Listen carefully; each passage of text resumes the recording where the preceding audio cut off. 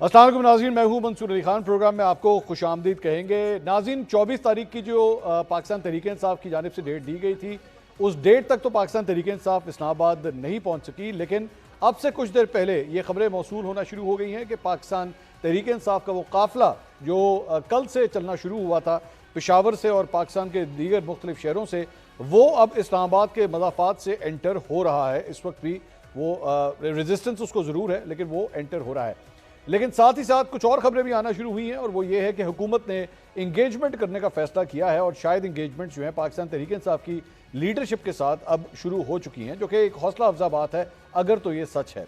हुकूमत आखिर इस सारे मामले को किस तरह टैकल करेगी? आज से 10 साल पहले 2014 में भी कुछ ऐसी ही सूरत हाल थी। उस वक्त भी मुस्लिम लीग नून की हुकूमत थी, उस वक्त भी पाकिस्तान तहरीक-ए-इंसाफ का एहतजाज, लॉन्ग मार्च और धरना था।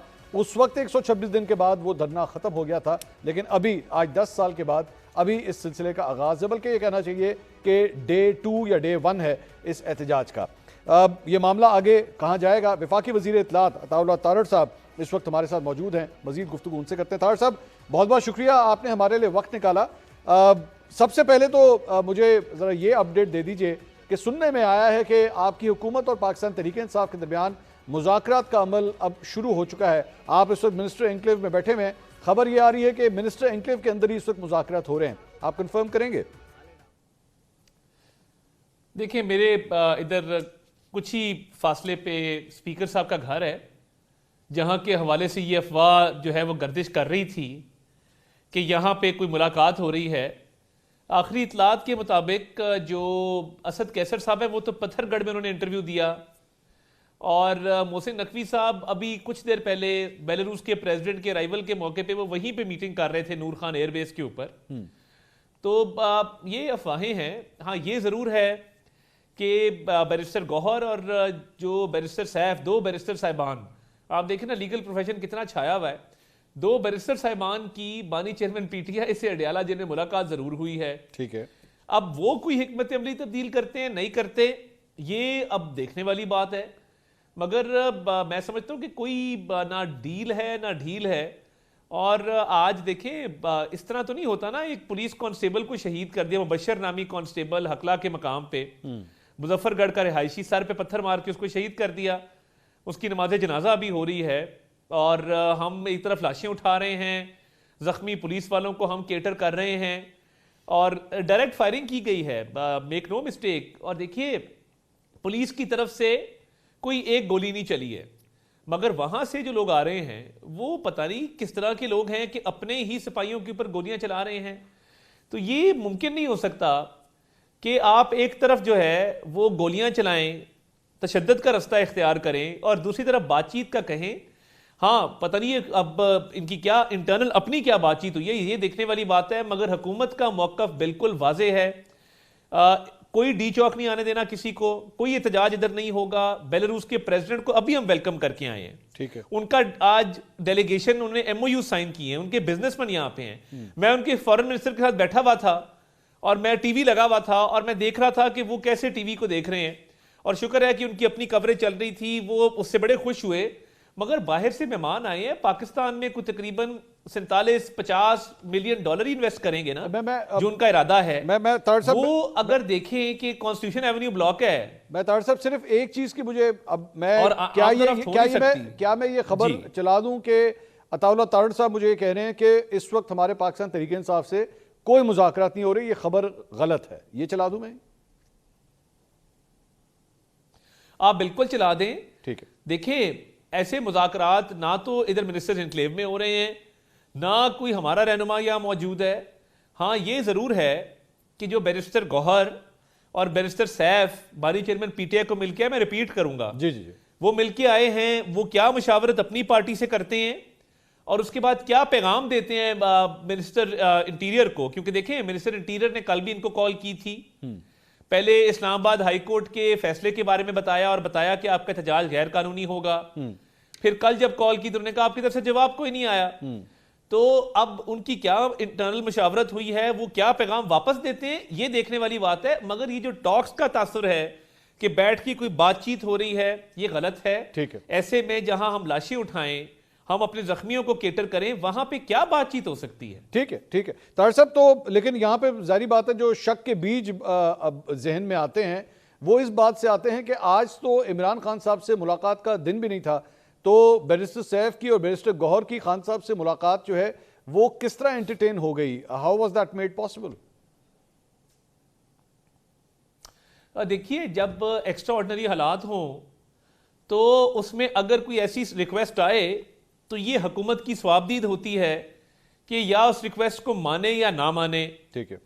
तो इन हालात के अंदर जहां पे एक तशद्दुद कार्रवाइयां भी हो रही हैं और जहां पे इतनी पुलिस भी डिप्लॉयड है और जहां पे इनके लश्कर भी आ रहे हैं और इनकी कोशिश है वफाक पे चढ़ाई करने की, अगर उन्होंने इजाजत मांगी हमने दे दी, तो ये स्वाबदीदी इख्तियार हुकूमत ने इस्तेमाल किया जिसके तहत उन्होंने अपनी मुलाकात की है।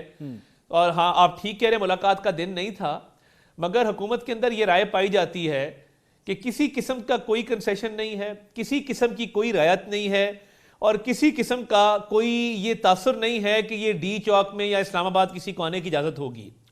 और इस पर भरपूर रेजिस्टेंस जारी रहेगी, जो अभी 3 मकामात पे हो रही है वो मजीद जारी रहेगी। मगर इस शहादत के ऊपर हम बड़े इस पे गमो गुस्सा पाया जाता है हुकूमत के अंदर। पिछली दफ़ा भी एक कांस्टेबल शहीद किया, अब आप दोबारा शहीद कर रहे हैं। आप वहां जाके दहशत गर्दों से क्यों नहीं लड़ते अपने सूबे के अंदर? ठीक, आप कुरम में जाके क्यों नहीं बैठते हैं? आप अपने सूबे में अमन अमान को क्यों नहीं बरकरार रखते? वहां भी लाशें गिर रही हैं, वहां दहशतगर्द गिरा रहे हैं, इधर आप गिरा रहे हैं। आप में और दहशतगर्दों में क्या फर्क है? कोई फर्क नहीं है। तार साहब, आप लोगों ने, मैंने कुछ आपके इंटरव्यूज भी देखे पिछले 2-3 दिन के अंदर, जो आपने कुछ इंटरव्यूज दिए, डीपीओ अटक का भी हमने एक इंटरव्यू देखा। इंप्रेशन ये था कि आप लोग जैसे अटक का ब्रिज या अटक नहीं क्रॉस करने देंगे और खंदकें खोदी गई, कंटेनर्स लगाए गए, लेकिन पाकिस्तान तहरीक इंसाफ का या तो क्राउड इतना ज़्यादा है जिसे आप लोग टैकल नहीं कर पाए और करते करते अब वो इस्लामाबाद के मज़ाफ़ात में या इस्लामाबाद की हदूद तकरीबन वो क्रॉस कर चुके हैं। देखिए, बात ये है कि गिरफ्तारियां भी हो रही हैं, मज़ामत भी जारी है और जितने भी रस्तों से वो आ रहे हैं उनको रोका भी जा रहा है।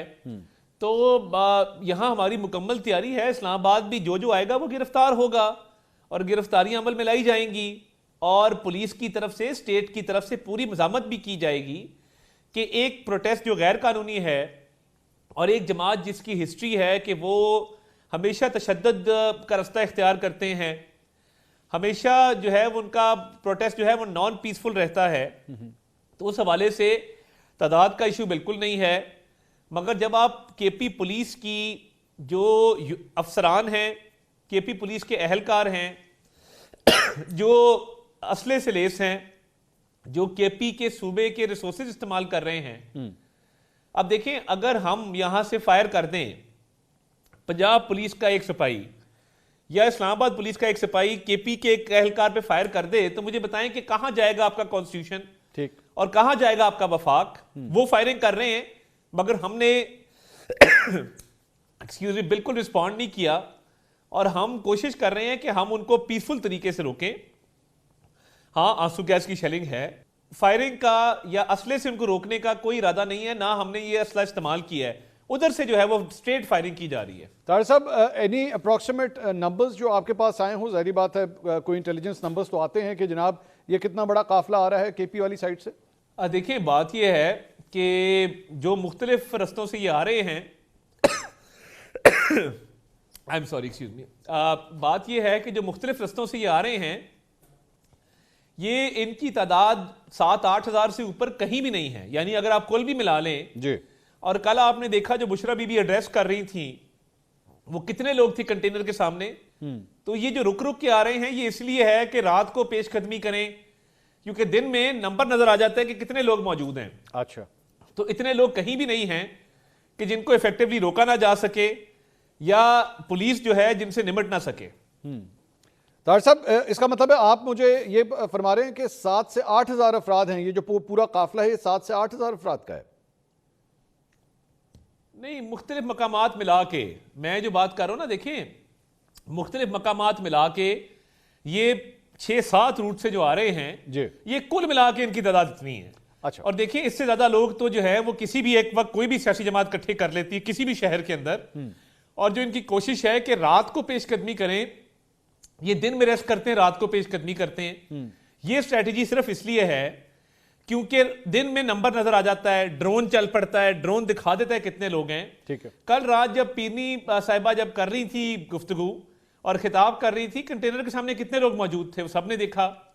तो नंबर इनके ज्यादा नहीं हैं, हर रूट पे कुल मिला के इतने लोग हैं और रात का वेट करते हैं कि रात को हम पेशकदमी करें ताकि रात का इनको एडवांटेज हो और इनकी असलियत जो है वो लोगों के सामने ना आए। तार साहब, ये एक लफ्ज आपने इस्तेमाल किया बुशरा बीबी के हवाले से, वो बड़ा एतराज करते हैं इसके ऊपर के अलकाबात से ना नवाजा जाए उनकी। नहीं, पीरनी गलत, पीरनी तो मैं समझता हूं कि एक इज्जत का मकाम होता है लोगों के लिए और वो क्लेम करती हैं।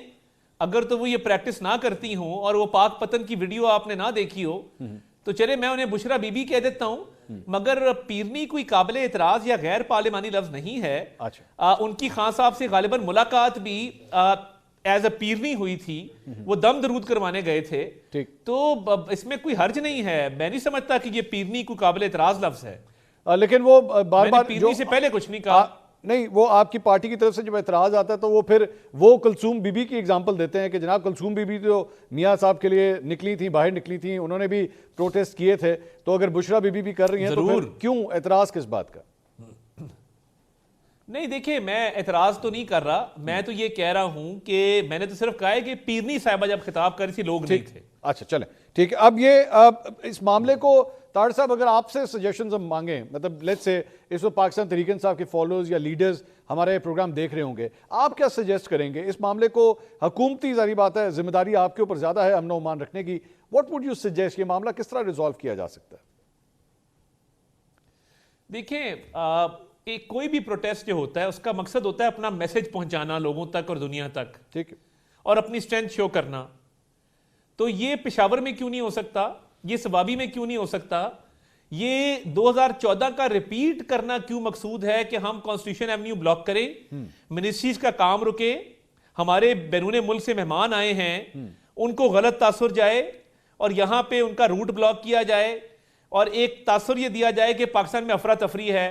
अब तो इनके मजहबी कजन साथ नहीं है, मगर पिछली दफा आपको याद है जब कब्रें खोदी गई थी तो स्टेज से ऐलान होता था मुबारक हो फलां फैसला आ गया, एक पूरा थिएटर था। देखिए, उसकी इजाजत नहीं दी जा सकती। आपने करना है आप जरूर करें केपीके के अंदर, आप क्यों नहीं करते हैं? और मेरी बरादराना मशवरा ये होगा कि हम इनकी जगह होते तो हम कुरम चले जाते और कुरम में तमाम अमायदीन को बिठाते, लॉ एंड ऑर्डर का इजलास कॉल करते, सिविल आर्म्ड फोर्सेस डिप्लॉय करते। आज आपको पता है कि तेहरान टाइम्स में सबसे ऊपर कुरम की खबर लगी हुई है, एक इंटरनेशनल अब उसको जो है वो एक्सपोजर मिल रहा है। तो क्या वजह है कि आप अपने सूबे में रोज फौजी अफसर, फौजी जवान शहीद हो रहे हैं, रोज पुलिस वाले वहां पे शहीद हो रहे हैं, वहां पे दहशतगर्द जो हैं वो छाए हुए हैं हर जगह पे, और आप पूरा सरकारी मशीनरी लेके तो वफाक के ऊपर चढ़ाई कर रहे हैं। ये in any reasonable world, in any reasonable society इसकी कोई सेंस बनती है? तो आप मुझे बताएं। तार साहब, वो तो इस तरह तो फिर वो हुकूमत भी जो सूबाई हुकूमत है वो वफाकी हुकूमत के बारे में भी कह सकती है कि जनाब आपके वजीर दाखिला या आपके वजीर आजम या आपके वजीर इत्तलात कितनी दफ़ा कुरम गए हैं जब से वाक़या हुआ है। जाहिर बात है ब्लेम गेम तो फिर दोनों साइड से हो सकती है सर। जी, उसकी वजह है, नहीं दोनों साइड नहीं है मंसूर साहब। देखिए, 18वीं तरमीम के बाद लॉ एंड ऑर्डर जो है ये प्रोविंशियल सब्जेक्ट है, ठीक, और ये तो मेहरबानी है कि अभी आर्म्ड फोर्सेस वहां डिप्लॉयड हैं केपी में और वो अपनी ड्यूटी कर रहे हैं, शहादतें सह रहे हैं, कुर्बानियां दे रहे हैं, ठीक। वरना इनकी क्या कैपेसिटी है हम नहीं जानते कि पिछले 12 साल में सूबे को तबाह कर दिया है। तो लॉ एंड ऑर्डर तो सूबे की जिम्मेदारी है, हम तैयार है हैंड होल्डिंग करने के लिए। हमने ऑफर किया कि हम आपकी सीटीडी आपको खड़ी करके देते हैं, काउंटर टेररिज्म डिपार्टमेंट, ठीक, हम हर हवाले से आपको सपोर्ट करने को तैयार हैं, मगर उनकी क्या मदद करें जो अपनी मदद आप नहीं करना चाहते हैं। ठीक। तो देखें, जिस सूबे की जिम्मेदारी है वो निभाए और उसको पूरी तरह निभाए। हम सपोर्टिंग रोल में तैयार हैं। जैसे ही हम वहां जाएंगे आप कहेंगे गवर्नर राज लगने लगा है। आपने मुझे शो में सवाल करना है कि आज आपके वजीर दाखिला, वो जाते हैं वजीर दाखिला, वो कई दफा गए हैं केपी और उन्होंने तमाम अफेक्टेड एरियाज का विजिट भी किया है, मगर ये क्या अवलीन और प्राइमरी रिस्पॉन्सिबिलिटी वजीर आला की नहीं है? और क्या उन्होंने इस रिस्पॉन्सिबिलिटी को नहीं छोड़ दिया और वो सिर्फ सियासत पे लग गए हैं? और केपी में पोलियो बढ़ रहा है, केपी में दहशतगर्दी बढ़ रही है, health services are down, Lady Reading Hospital उसी तरह है जिस तरह 12 साल पहले था। और कोई यूथ के लिए नया प्रोग्राम नहीं लेके आए हैं। बस ये रोज का तमाशा है कि वफाक पे लश्कर कशी करो और करोड़ों रुपए सरकार के इस्तेमाल करो और अपने लीडर की खुशामद करो, उसको खुश करो। ताहिर साहब, क्या ये मुमकिन है कि जिस तरह मौलाना साहब ने धरना दिया था, आपकी जमात भी उस वक्त उसका हिस्सा थी उस पूरे एहतजाज का, तो एक स्पेसिफिक इमरान खान साहब की हुकूमत ने एक स्पेसिफिक मुकाम दे दिया था कि जनाब यहाँ पे बैठ के आप एहतजाज कर सकते हैं। क्या ये ऑप्शन हुकूमत के पास मौजूद है कि आप ये ऑप्शन पीटीआई को दे दें?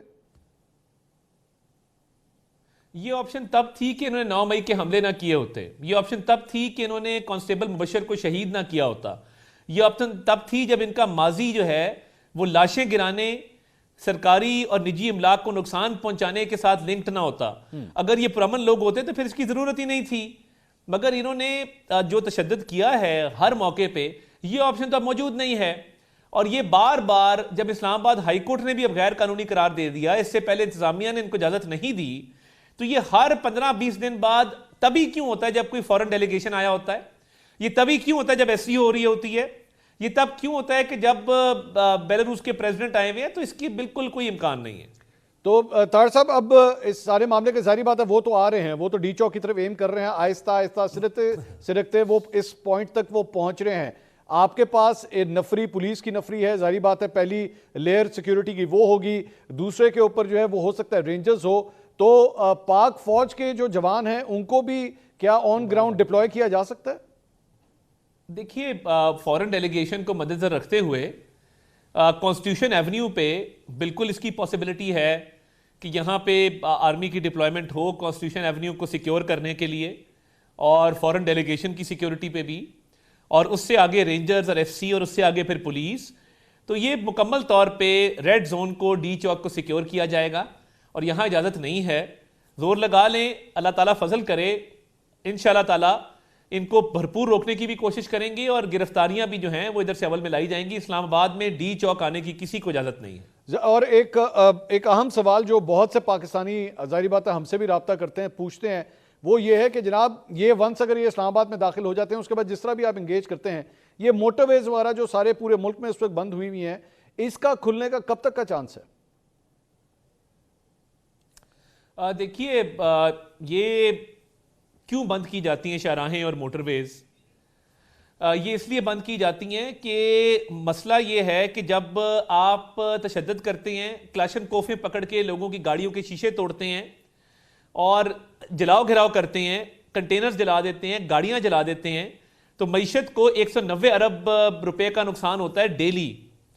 तो लोगों को सिक्योर करने के लिए और लोगों के जानो माल के तहफ़्फ़ुज़ के लिए ये ज़रूरी है कि लोगों को मुकम्मल तौर पे सिक्योर किया जाए। अदरवाइज दहशत गर्दी बढ़ रही है। खुदा ना खास्ता कोई वाकया किसी क्राउड में हो गया, उसका जिम्मेदार कौन होगा?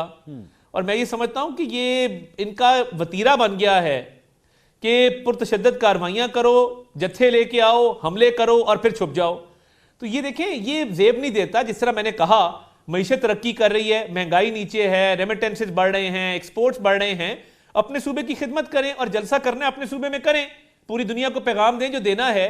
ये जिंदगी को मफलूज करना और आके रखना डालना और पाकिस्तान की तरक्की को रोकना, ये मकसद है, ये पूरा नहीं होने देंगे नहीं। लेकिन ताहिर साहब, दोबारा सवाल मेरा वही था कि मोटरवेज आखिर कब तक खुल सकती हैं? लोग तो इसका जवाब जानना चाहेंगे ना। देखिए, जब तक लोगों की जानो माल को खतरा है, जब तक ये मुसल्ला जत्थे फिर रहे हैं, उस वक्त तक कभी कुछ नहीं कहा जा सकता। उसके बाद कोई मीटिंग होगी, फैसला करेंगे, इंटीरियर मिनिस्ट्री बैठेगी, उस पर मुशावरत करेंगे, उसके बाद इसका हल निकल सकता है। जब तक ये मुसल्ला जत्थे फायरिंग करते हुए यहां से गुजर रहे हैं इन शाहराहों से, तब तक ये नहीं खोली जा सकती। लेकिन ताहिर साहब, ये तो this can go on for weeks, ये तो कई हफ्ते लग सकते हैं। अब ये तो नहीं हो सकता कि मेन शाहराहें एक मुल्क की जो है उसी को, जो मेन आर्टरी है, उसे बंद करके रखा जाए। देखिए, दो ऑप्शंस हैं, या हम लाशें गिरवा लें और जलाओ घिराव करवा दें। कल अली अमीन गंडापुर ने एक इंटरचेंज खुद जलाया है। अब मुझे बताएं उसके पैसे कौन देगा? बैरियर तोड़ा है कि जी मैं टोल नहीं देना, मैं बैरियर तोड़ के गुजरूंगा, ये कोई हरकत है? तो देखिए, जब तक लोगों के जानो माल को खतरा है, हम लाशें नहीं गिरवा सकते, तब तक ये, और इसका तमाम तर जो इसका जिम्मा है वो तरीके इंसाफ के ऊपर है, क्योंकि ये जिन रस्तों से आ रहे हैं और जो असले से लेस लोग साथ लेके आ रहे हैं, मुझे बताएं हमारे जलसे में कभी आपने देखा अफगानी शहरी आ रहे हो? इनके साथ अफगानी कहां से आते हैं? और इनकी पॉलिटिकल पार्टी में कब से अफगान नेशनल्स को जो है वो मेंबरशिप मिलना शुरू हो गई है? तो हम तो यही कह सकते हैं अफगान नेशनल्स इनके साथ हैं, असला इनके पास है, स्टेट की मशीनरी इनके पास है। जब तक सेफ एंड सिक्योर एनवायरनमेंट नहीं होगा, शराहें नहीं खोली जा सकती। कुछ रास्ते खुले हैं, मैं अभी नूर खान एयरबेस से होकर आया हूं, बेलारूस के प्रेसिडेंट को रिसीव करके आए, बिल्कुल साइड रोड्स खुले हैं, कुछ यूटर्न्स खुले हैं, मगर मेन शराहें बंद हैं। और उसकी वजह सिर्फ ये है कि ये अपनी जिद पे अड़े हैं कि इन्होंने मुसल्ला जत्थे से हमला करना ही करना है, और जब तक मुसल्ला जत्थों से हमले का इम्कान है तब तक शराहें जो हैं वो मुकम्मल तौर पे नहीं खोली जा सकती। तार साहब, we are coming to the end. ये बताइए कि आपने शुरू में तरदीद की कि किसी किस्म के कोई मुज़ाकरात नहीं हो रहे, आप ये भी तरदीद करेंगे कि बेसिकली सिर्फ आपसे नहीं बल्कि एस्टैब्लिशमेंट से भी किसी किस्म के मुज़ाकरात नहीं हो रहे? एस्टैब्लिशमेंट से कभी भी ऐसे मुज़ाकरात नहीं होते हैं, वो पॉलिटिकल फोर्सेस के दरमियान ही मुज़ाकरात होते हैं। तो अगर ये भी आप पूछना चाहते हैं तो मैं इसकी भी तरदीद कर देता हूं कि एस्टैब्लिशमेंट से भी कोई मुज़ाकरात नहीं है और किसी किस्म के मुज़ाकरात नहीं है। हाँ, मैंने शुरू में जो बात की थी कि ये दो लोगों की बानी चेयरमैन पीटीआई से मुलाकात हुई, मुलाकात के बाद उन्होंने इंटरव्यू दिया, उसके बाद वो इंटीरियर मिनिस्टर को क्या पैगाम देते हैं ये देखने वाली बात होगी, मगर ऑफिशियल टॉक्स कोई नहीं हो रही। अताउल्लाह तारड़ साहब, बहुत बहुत शुक्रिया, आपने हमारे लिए वक्त निकाला। नाज़रीन, वफाकी वज़ीर इत्तलात अताउल्लाह तारड़ साहब की गुफ्तगू आपने सुनी। मुज़ाकरा टोटली उन्होंने डिनाई किए हैं, किसी किस्म के कोई मुज़ाकरा नहीं हो रहे और ना होंगे। साथ ही साथ उन्होंने ये भी कहा, उन्होंने कहा इनको कोई मखसूस जगह भी नहीं दी जाएगी, बल्कि पूरी तरह जो है इन्हें रोका जाएगा कि ये डी चौक तक पहुँच सके। हुकूमती मौक़िफ़ आपने इस सिलसिले में सुन लिया है। पाकिस्तान तहरीक-ए-इंसाफ का क्या मौक़िफ़ है? सेक्रेटरी इत्तलात पाकिस्तान तहरीक-ए-इंसाफ शेख वकास अकरम साहब एक ब्रेक के बाद हमारे साथ मौजूद होंगे। उनका ये एहतजाज कहाँ तक पहुँचा है, इस एहतजाज को लेकर आगे जाने का उनका क्या प्लान है, और क्या वो मुज़ाकरात की तरदीद करते हैं या तस्दीक करते हैं, या आगे चल के इन मुज़ाकरात को आगे लेके चलेंगे या नहीं, ये तमाम सवालात उनके सामने रखेंगे। एक छोटे से ब्रेक के बाद हमारे साथ रहिएगा।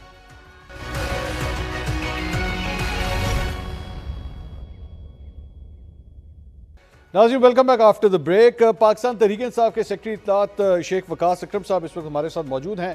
पाकिस्तान तहरीक-ए-इंसाफ कहाँ तक पहुँची है, आगे का क्या प्लान है और एम क्या रखा हुआ है, शेख साहब से पूछेंगे। Thank you so much Sheikh साहब, आपने हमें ज्वाइन किया। सबसे पहले तो ये बताइए कि लेटेस्ट अपडेट्स क्या हैं, पाकिस्तान तहरीक-ए-इंसाफ अब कहाँ तक पहुँच चुकी है, आपका काफिला कहाँ तक पहुँचा है? सर, हमारे जो काफिले हैं जो केपी से, सेंट्रल केपी से, फिर केपी साउथ से, सी पैक के रूट से और हजारा के रूट से, प्लस हमारे बहुत से जो डिस्ट्रिक्ट्स थे ज्वाइनिंग केपी डेया खान के साथ, जैसे लिया, फखर, इवन जो मेरा अपना काफिला था झंग का, हम ये शाहपुर से होते हुए मियाँ वाली और रात मियाँ वाली गुजार के सुबह वहां से निकल के हमने भी सी पैक रूट से उनको वहां ज्वाइन किया। ठीक है, तो ये सब के सब इस्लामाबाद जिले में दाखिल हो चुके हैं सर। अच्छा, इस्लामाबाद के तो और 26 नंबर के करीब इस वक्त जो है मुझे इतला मिली है, क्योंकि आपको पता है नेट के इश्यूज हैं, फिर ब्रेक आ जाती है, फिर कई दफा चीजें वो उस डिस्टॉर्शन के बावजूद अभी ये इतला है कि 26 नंबर पे शेलिंग वेलिंग जो है वो जारी है। अच्छा, दूसरी बात शेख साहब ये बताइएगा कि जारी बात है नंबर्स के हवाले से, एक तो हुकूमती सोर्सेज हैं जो बात कर रहे हैं, आपके पास अब तक के क्या नंबर्स हैं कि कितनी तादाद जो है वो इस्लामाबाद में एंटर हो रही है? सर, जड़ा अलोन केपी है और जेडे 3 काफिले 3 साइडा तो उसी मूव कराए ने, वो इट्स 80,000 प्लस लोग हैं जो केपी से आ रहे हैं सर। अच्छा, और पंजाब में क्योंकि हालात बहुत टाइट थे मंसूर भाई, बहुत सख्त थे, कल तो उन्होंने बहुत से हमारे एमएनएज एमपीएस भी पकड़े, हमारा को 4,500 से 5,000 वर्कर डिटेन किया पिछले 3-4 दिनों में। सारी ट्रांसपोर्ट बंद हो गई, हमें टैक्सी स्टैंड से गाड़ियां किराए पे लेनी पड़ी, 5-5, 6-6 बंदे गाड़ी में थे, और वो भी उन्होंने टैक्सी स्टैंड पे स्पेशल ब्रांच ने कहा अगर इन्होंने गड्डियां दोगे तो गड्डियां आग ला देंगे। अच्छा, ठीक है सर, तो वो भी भाग गए। इसके बावजूद हमारे सैकड़ों काफिले वो कल उन्होंने मैनेज किया, यानी कि वो सीधे आने की। देखे ना, अब हम कहाँ झांग से निकले थे, कितने मियाँ वाली थे, कितने सी पैक। इसी तरीके से बंदे मुख्तलिफ रस्तों से, डाइवर्शन से, कोई दरियाओं को क्रॉस कर रहे हैं, किश्तियों पे बंदे उतार रहे हैं, वहां से चला रहे हैं, उधर से लाए। तो ये इस तरह करके वो बंदे हमारे वो काफिले जो कल नहीं पहुंच सके पंजाब से, वो बड़ी तादाद में आज रात एंटर कर रहे हैं जी, आ रहे हैं जी, पहुंच रहे हैं। शेख साहब, मैं मेरे ख्याल में अगर क्राउड की जो बिहेवियर है उसके बारे में भी ज़रा थोड़ी सी बात करना चाहूँगा, क्योंकि जाहिर बात है 9 मई का वाक़या भी पाकिस्तान की तारीख में लिखा गया है यहाँ पे आपकी पूरी जिम्मेदारी है, ये क्राउड आपके कंट्रोल में है, क्योंकि ये ना हो कि इस्लामाबाद में आप लोग दाखिल हों तो पता लगे कि पीटीवी का वाकया हो चुका है माजी के अंदर, किसी बड़ी इंस्टॉलेशन के अंदर ये क्राउड घुस जाए। इसकी जिम्मेदारी है आप लोगों के पास या नहीं? देखें जी, मैं आपको बड़ा वाज़ेह बता दूं, जिस जगह का तयन किया गया है उस जगह के रास्ते में कोई ऐसी ना इंस्टॉलेशन है, ना किसी इंस्टॉलेशन का कोई तयन है। सीधा सीधा इस्लामाबाद शहर में जाना है, इस्लामाबाद डी चौक पे जो है वो बैठना है और वहां तक पहुंचना है। बाकायदा तौर पे बताया गया है कि कोई किसी फॉल्स फ्लैग ऑपरेशन का हिस्सा नहीं बनना। हाँ। नून लीगी बुजरा जो है वो कल परसों से तमाशा लगा के बैठे हैं, हो जाएगा वो हो जाएगा, ये सारे तमाशे हम सुन रहे हैं। पिछला फॉल्स फ्लैग ऑपरेशन हमें याद है। देखें, ये जो अभी 4 को मूवमेंट हुई थी, मेगा मोबिलाइजेशन थी, उसमें आपने सेंचुरस के सामने देखा होगा पाक फौज के जवानों की एक दीवार बनी थी जिसमें से हजारों नौजवान पीटीआई के गुजर के गए, अगर आपको याद हो वो विजुअल आपने देखा होगा। ठीक। कोई बदतमीजी नहीं हुई उत्थे, कोई इंतशार नहीं होया। जिस तरह ये दिखा रहे थे कि हमें पता नहीं कोई अफवाज से, अपने फौजियों से नफरतें, अगर वो बात सच होती तो फिर तो पता नहीं क्या हो जाता। ठीक। ये तो सिर्फ उसका फायदा उठाना, तमाशा करना चाहते थे कि पाक अफवाज के जवानों को और पीटीआई के जवानों को सामने कर दें। ठीक है। वो हमारे मुहाफिज से बच्चे तो बड़ी डिसिप्लिन से और बड़े तरीके से बगैर इंतशार के सेल्फियां बनाते हुए बीच में से गुजर के निकल गए। ठीक है। कोई किसी के साथ बेहुदगी नहीं, बदतमीजी नहीं, ओए तोए भी कोई नहीं हुई सी। अच्छा। उन्होंने भी कुछ नहीं किया, इन्होंने भी कुछ नहीं किया, तो वो तो उससे बेहतरीन मिसाल ही कोई नहीं है। लेकिन शेख साहब, ये कोई तमाशा करे तो उसका हमें पता नहीं, उसके जिम्मेदार होंगे। हमारा कोई वर्कर बिल्कुल इस किस्म का काम नहीं करेगा। निहत्ता वर्कर आ रहा है, स्टन ग्रेनेड्स का निशाना बन रहा है, रबर बुलेट्स का निशाना बन रहा है, टीयर गैस शेलिंग का निशाना बन रहा है, मगर क्योंकि तादाद इतनी ज्यादा है कि कोई दीवार खड़ी रह ही नहीं सक रही। वो क्या कंटेनर की है। लेकिन शेख साहब आप जहाँ पे फरमा रहे हैं कि जनाब मुनज़्ज़म तरीके से और बगैर तशद्दुद के पुरअमन तरीके से आ रहे हैं, लेकिन एक प्रिजन वैन को भी आग लगाई गई है, पुलिस वाले भी जख्मी हुए हैं इस सारे एहतजाज में। देखें, बात यह है कि हमारे सैकड़ों वर्कर्स जो है वो जख्मी हुए, और कई दफा अगर कोई बच्चे इस्तेमाल में आ जाते हैं तो अगर आपने उसी वकूए के बाकी वीडियोस देखी होती तो मैं आपसे शेयर कर लूंगा मसूद भाई। ठीक। वहां वो जो पुलिस वालों को मॉब ने घेरा तो आधे से ज्यादा बच्चों ने आके उन पुलिस वालों को वहां से भगाया कि तुम जाओ, यहां से निकलो। ठीक। ये नौजवान है, गुस्से से हैं, कुछ बलूचिस्तान से आए हैं, तो ये इनको आपने अदमुआ कर दिया है, सुबह से गैस शेल मार मार के इनको गुस्सा है तो आप भागें यहाँ से। उनको रेस्क्यू किया है और करके उनको कईयों को पुलिस के उनके डीपीओ के हवाले किया वापस, और कईयों को वहां से भगा दिया। वो वीडियो ये शेयर नहीं कर रहे। ठीक है, ठीक है, नहीं अच्छी बात है, पुरअमन तरीके से एहतजाज सबका हक है। वो मेरी गल सुनो जनाब, भाई, मेरी गल सुनो जनाब, वो भी साढ़े बच्चे ने, वो भी साढ़े अपने बच्चे ने, अल्लाह दी कसम, और ये भी साढ़े बच्चे ने, ये अपने हक वास्ते लड़ रहे ने। उन्होंने बेचारियां नूं एक इंस्टॉल्ड जाली हुकूमत उनसे एक गलत काम ले रही है। अल्लाह ताला उन पे रहम करे, अल्लाह ताला हमारे बच्चों पे रहम करे। ये दोनों तरफ हम खुद हैं। शेख साहब, आपकी बच्चों के हक के लिए लड़ रहे हैं सर। शेख साहब, आपके हवाले से तो आज अज़मा बुखारी साहिबा भी आपसे कुछ नाराज थी, उन्होंने प्रेस कॉन्फ्रेंस की, उन्होंने कहा शेख वकास अकरम साहब ने जो है वो ऐसी लैंग्वेज यूज़ की है और तौबा नाउज़ुबिल्लाह, मैं तो वो लैंग्वेज बोल भी नहीं सकती।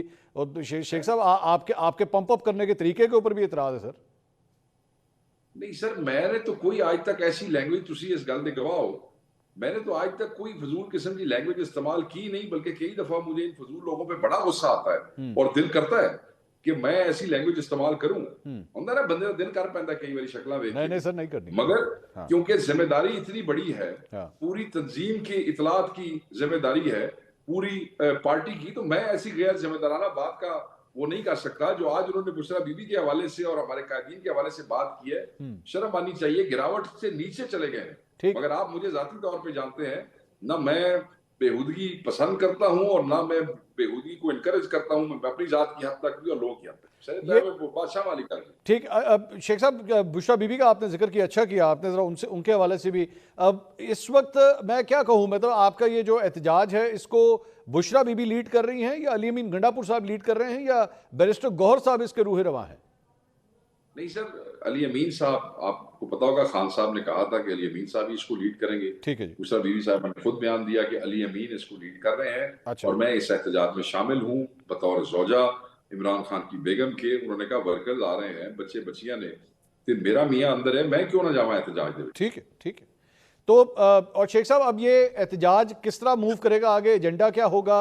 निगोशिएशंस का फैसला अल्टीमेटली किस तरह किया जाएगा? इसका कोई एसओपी बना हुआ है आपकी पार्टी की तरफ से?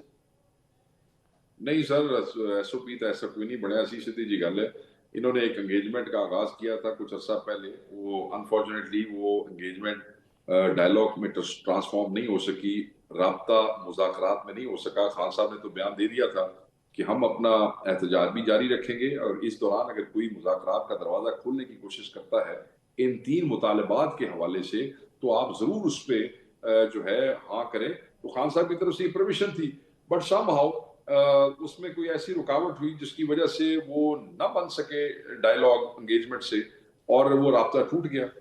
तो ये जो राब्ता था तो शेख साहब, ये राब्ता सियासी राब्ता था, गैर सियासी राब्ता था? सर जिसले इस मुल्क को बड़ा काम होना होता है ना सर, सियासी और गैर सियासी सारे राब्ते मिलते रहे ता जाके चंद चढ़ता रहे।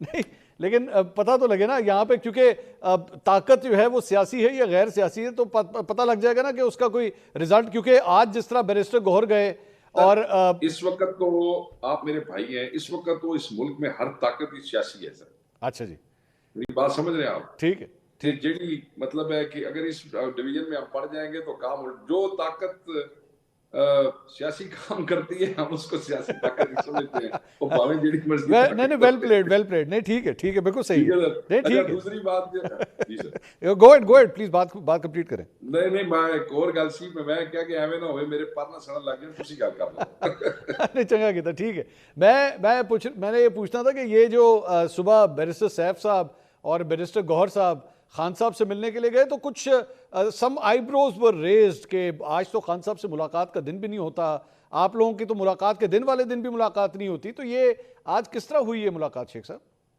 मैं तुहानू क्या ना सर, जो चंद चढ़ने होंगे ने तो फिर सारे काम हो जाते हैं। बात यह है सर कि ये सवाल हमें पूछना चाहिए मोहतरमा से, जो कह रही थी कि शायद मैंने कोई ऐसी लैंग्वेज खुदा ना खासा इस्तेमाल की है। हमें उनसे पूछना चाहिए कि चीफ मिनिस्टर आप हैं, इतलात की वजीर आप हैं, वजीर जेल खाना जात भी आपकी कैबिनेट का होगा। तो अडियाला जिथों तक मैंने याद है पंजाब है, और कल से लेके रात कल तक और आज सुबह से लेके अभी शाम तक ਤੁਹਾਡਾ हर वजीर घंटे घंटे पास हर्जा सराई करता रहा जी, इंज हो गया जी, इंज हो गया। तो इस बात का जवाब दे दे कि ये जेल कैसे मुलाकात हो गई जी उनकी, इतने जवाब देना जी, जेल ते इन्होंने बताए थे। नहीं, बिल्कुल बात ठीक है, लेकिन वो जेल का दरवाजा तो पहले भी सुबह 7 बजे एक दफा खुल चुका है ना जी। वो सर वो इन्हीं की टांगे कांपी थी ना सर उस वक्त। अच्छा, फैसिलिटेट बेशक जिसने मर्जी किया, टांगे तो इन्हीं की कांप गई थी ना, हुकूमत तो इनकी जाती है ना सर। हाँ, तो वहां से शेख साहब फिर पैगाम क्या आया खान साहब का, ये तो बताइए। सर कोई पैगाम मेरी बैरिस्टर गौर से, मैं I am being very careful because हमारी तहरीक एक ऐसे सेंसिटिव उसके ऊपर है कि अगर मैं कोई ऐसी जनरल या लूज बात करूं मसूद भाई, जिससे कल कोई उसको और प्ले करे कोई चैनल या कोई सोशल मीडिया, तो वो हमारे बहुत से बच्चों की जो जो जो हिम्मत है, ताकत, जो जिंदगी है वो दाव पे लगी हुई है, मैं उसको वो नहीं करना चाहता। मैं जब तक बैरिस्टर गौर से कंक्रीटली को बात सुन नहीं सकता, आपसे मैं शेयर करूं तो गलत होगा। मेरा ख्याल है शायद कोई दोस्त जो हैं वो जो डिसएंगेजमेंट हुई थी उसको एंगेजमेंट को डायलॉग में शायद बदलना चाहते हैं, और ऑब्वियसली वो खान साहब की परमिशन के बगैर जरूरी नहीं है, बट रेस्ट शो एंड खान साहब has made it very clear and क़यादत इज वन ऑन दैट कि किसी भी किस्म की dialogue resumption will not effect this मार्च।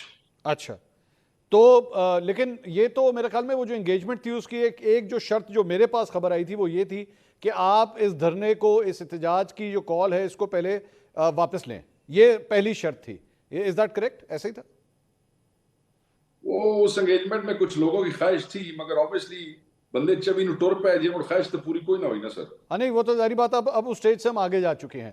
तो लेकिन हमारे पास जो एक और खबर आ रही है वो ये है कि मिनिस्टर्स एनक्लेव में अब जो मौजूदा हुकूमत है, अब जब मैं हुकूमत कहता हूँ तो सियासी हुकूमत, सियासतदान, वो और आपकी तरफ से कमेटी के अफराद जो हैं वो आपस में मुज़ाकरात कर रहे हैं मिनिस्टर्स एनक्लेव में, आप वेरीफाई करेंगे? नहीं सर, इस वक्त तक मेरे पास ऐसी कोई इत्तला नहीं है। Barrister Gohar phone is switched off, और मुझे उनके मैंने बंदों को कन्वे किया है, they said they will talk to me in half an hour. अच्छा, इफ एनीथिंग जी।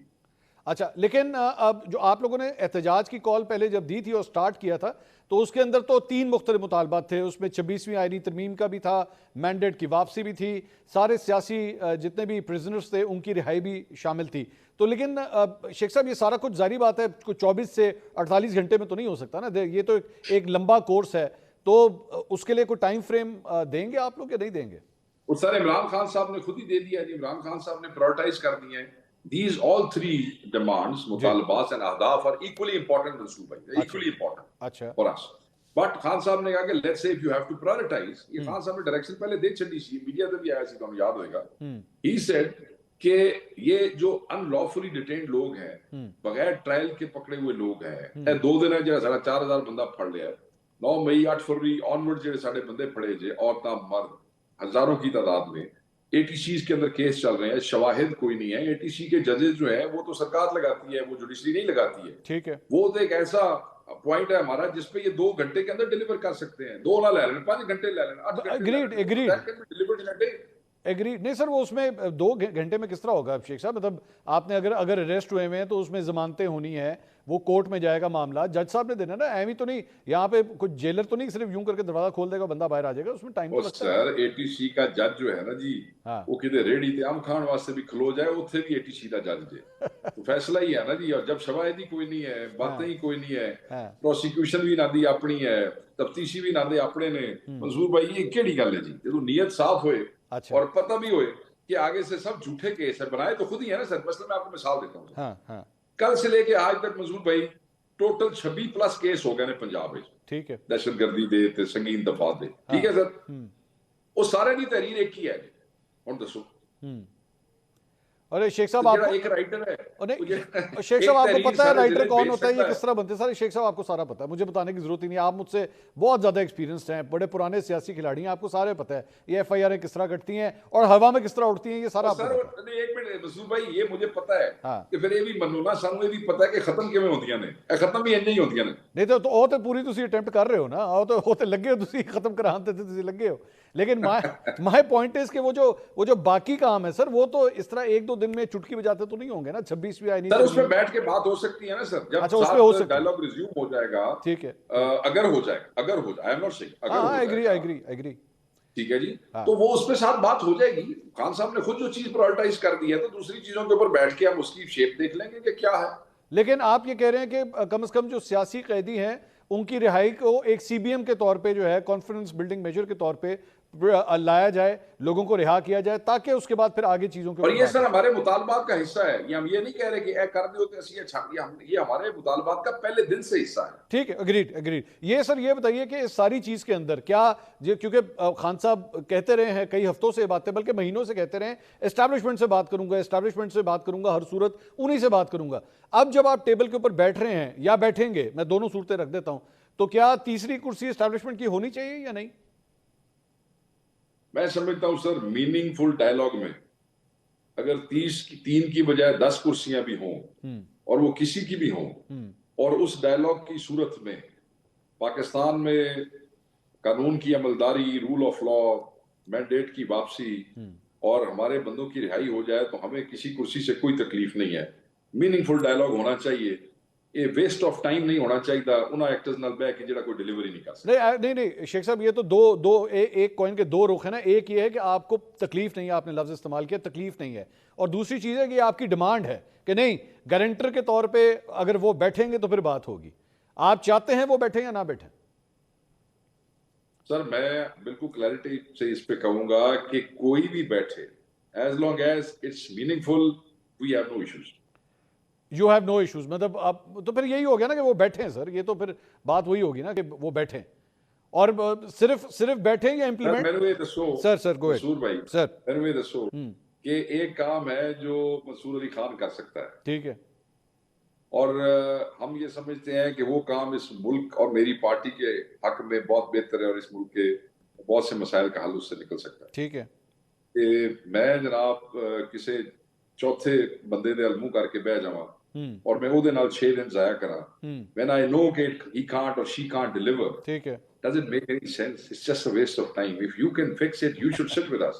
नहीं शेख साहब, इसका दूसरा रुख भी तो है ना, इसी चीज का दूसरा रुख भी है कि जिस बंदे से मार खाई हो जिस बंदे से गिले शिकवे हो, जिस बंदे से नाराजगियां चल रही हो, मेरा कायद ये कह उसी चुका को है, सालसी में बिठाएंगे। मेरा सर मेरा कायद ये कह चुका है कि फतह मक्का मॉडल है। अच्छा मैं अपने नाल जाती होने वाले सारे जुल्म सितम जबर मैं माफ कीते ने सारे। ये मेरा कायद कह चुका है सर। अच्छा, नहीं लेकिन वो सारे जुल्म जबर जब सर वो माफ़ हुए थे तो उसके बाद फतह मक्का के बाद जो है वो जिनको आपने माफ़ किया था वो बाद में अपना मज़हब भी तब्दील कर चुके थे। तो यहाँ पे ऐसी कोई डिमांडें हैं कि भाईजान आप भी जमहूरी हो जाएं? ये डिमांड है या नहीं है? नहीं सर, बस ये सारी डिमांडें तो मैं थोड़ा डिस्कस कर लवां तो फिर तुसी दो ही ऑफ एयर हो जाएंगे। अच्छा, ये शेख साहब ये बताइए कि कितने दिन तक बैठने का आपके पास जो है वो साजो सामान या हौसला मौजूद है? लेट्स कंक्लूड दिस नाउ जी। सर बात यह है कि हौसले का तो कोई एंड ही नहीं है। अच्छा, आप ये देखें कि नौजवान कैसे निकले हैं और किस सर्दी के अंदर रात को पुलिस वालों को तो फिर वहां से लाइन से खाने पक के आ जाते हैं और सारा कुछ हो जाता है। हमारे बच्चे किस तरीके से पैदल भाग भाग के, वो तो आपने देखा कि फिर कंटेनर से आवाजें आई कि गाड़ियों में बैठो, अल्लाह के बंदो पैदल ना जाओ। तो हौसला बहुत है, हिम्मत है, जज्बा है। हमने ये देखना है कि ये जो बेचारे सरकारी आपने बंदे बुलाए हैं 2 सूबों से, तो उन्होंने सर्दी खड़ा कर देता है और सुने को 2-1 हज़ार के बीमार हो गए, सख्त बुखार है, कोई कमदा पे, कोई कोड़िया पे है। तो ये यूनिफॉर्म फोर्सों को अपनी आवाम के सामने मत खड़ा करें। ठीक। People should and they should all respect each other. आवाम को यूनिफॉर्म को आवाम का। जब आप यूनिफॉर्म की पुलिस पर्सनल को आप एक ऑर्डर देते हैं अपने ही लोगों पे बरसाने का, शेल्स एंड गोलियां, तो ये खलिश बढ़ जाती है, एहतराम खत्म हो जाते हैं जुर्मेदारों के। जब वो आपको जबरदस्ती मारते हैं ना सर, एम खाम मार देने, चलो कोई चोर है तो उन्हें फड़ के कुटो या अंदर कर दो, ठीक है, मगर एक बंदा अपना एक पीसफुल प्रोटेस्ट का राइट एक्सरसाइज करने आ रहा है तो उसे कुटो मारो। He will never respect your uniform as a police, he will never respect you as a ranger, he will never respect you as a, मतलब वो आपको नहीं कभी रिस्पेक्ट करेगा। तो वो इन्होंने यही मेरी तरफों है कि ना पाकिस्तानियों को आपस से लड़ाओ, ये उन्होंने राइट है, उन्होंने बैंड दो और कोई ऐसी बात नहीं। शेख साहब thank you so much, pleasure talking to you. आपका सफर अभी जारी है, आपने हमारे लिए वक्त निकाला, थैंक यू सो मच। नाज़रीन, पाकिस्तान तहरीक इंसाफ के सेक्रेटरी इत्तलाक शेख वकास अकरम साहब हमारे साथ मौजूद थे। काफिला जो है वो अभी भी चल रहा है, अभी भी अपनी मंजिल तक पहुंचा नहीं है। डी चौक पाकिस्तान तहरीक इंसाफ की ये मंजिल है और ख़बर यह है कि खुफिया मुकाम के ऊपर जो है हुकूमत और पाकिस्तान तहरीक इंसाफ की इंगेजमेंट अब शुरू हो चुकी है। लेकिन क्या ये कोई रिजल्ट निकालेगी या नहीं, क्योंकि अगर आज से तकरीबन 10 साल पहले 2014 में जब पाकिस्तान तहरीक इंसाफ ने धरना दिया था और उसके बाद इस सिलसिले में जब मुज़ाकरात का अमल शुरू हुआ तो कई दिन तक वो अमल जो है चलता रहा था और उसके बाद फाइनली जाके एक जो चार्टर ऑफ डिमांड है वो तरतीब दिया गया था। अब ये सिलसिला अभी शुरू हुआ है, अल्लाह करे पाकिस्तान की बेहतरी के लिए पुरम तरीके से ये मामला भी जो है वो रिजॉल्व हो जाए। प्रोग्राम से अब तक के लिए इतना ही, इंशाल्लाह कल आपसे दोबारा मुलाकात होगी। अल्लाह हाफ़िज़।